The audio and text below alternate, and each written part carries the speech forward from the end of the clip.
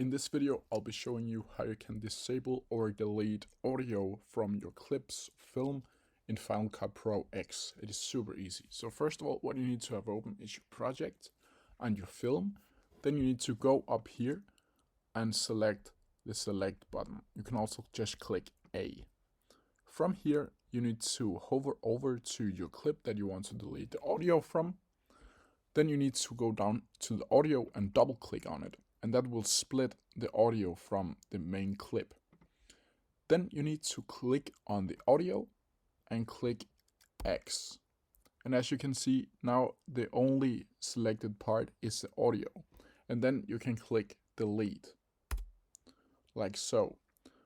And now you can see the audio is done or deleted. As you can see here, there's audio on these clips, but not on this one. If you have any questions about it, let me know in the comment section below, and I'll try my best to answer you as quickly as possible. See ya!